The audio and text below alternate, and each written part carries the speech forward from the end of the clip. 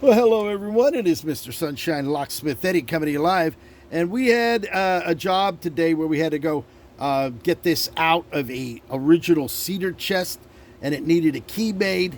So what we did, we brought it down. You can still see it's a little bent up. I'm actually going to straighten that out. And what we did was we were able to get it unlocked, get it open, and bring it down to the shop. So what we needed to do was make a key. So I'm going to show you exactly what we had to do. First off, when you're working with these, I've done these for over 40 years, all different type of old antique. I lived in Pittsburgh, Pennsylvania, where they had all of these old type of locks up there. So you learn how to make the keys. First off, you want to get a blank. And what I do is I get online and I buy as many of these blanks as I can get because they're pretty expensive now, $3 to $5 to $7 a piece. Through some of the vendors, minimum of 5, so you're talking about a lot of money for just one blank. You can find them on the Ilco key catalog and stuff like that. So you want to find a key that at least is going to be close to get in there. You can see how it's going to go right to the edge. This one actually had the hole that went all the way through. The other blank that I had didn't, so I had to take a drill bit and open it up a little bit. All right, because these are barrel keys. So I took a drilled it a little bit bigger so that it would fit down onto the post.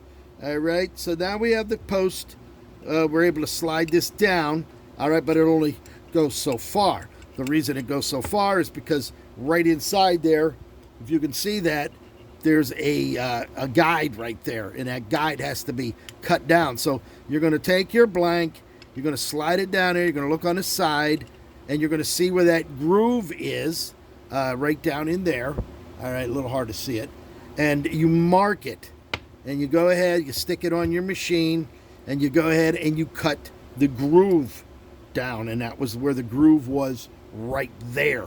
Okay, so once you have that groove down, it'll slide all the way in. Well, once the key goes all the way in, you still have a lot of this blank sticking on the outside. You see that?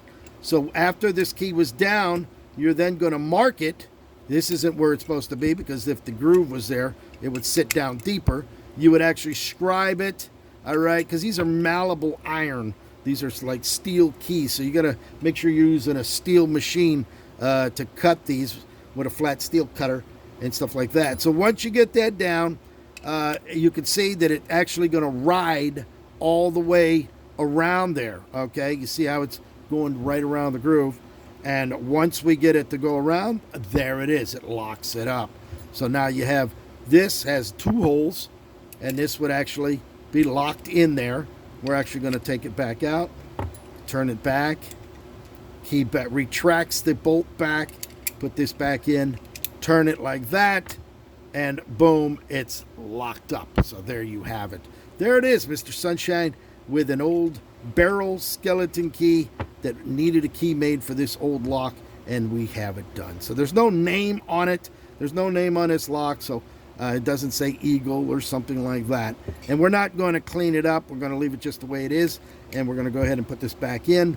These are little wooden retainers, so once it goes back into the wood, it kind of locks it in, and you put your 3 screws in. Now you want to make sure you use screws that are flat-headed, so that when you go to put this back in, all right, it's not going to be raised up, because the heads are too big, and then it won't slide into the holes. If you have a little problem with the holes, you can always take a file it down, just to make so you have a nice catch in there, and it'll lock it up. So there you have it, Mr. Sunshine Locksmith Eddy, coming to you live here in sunny South Florida.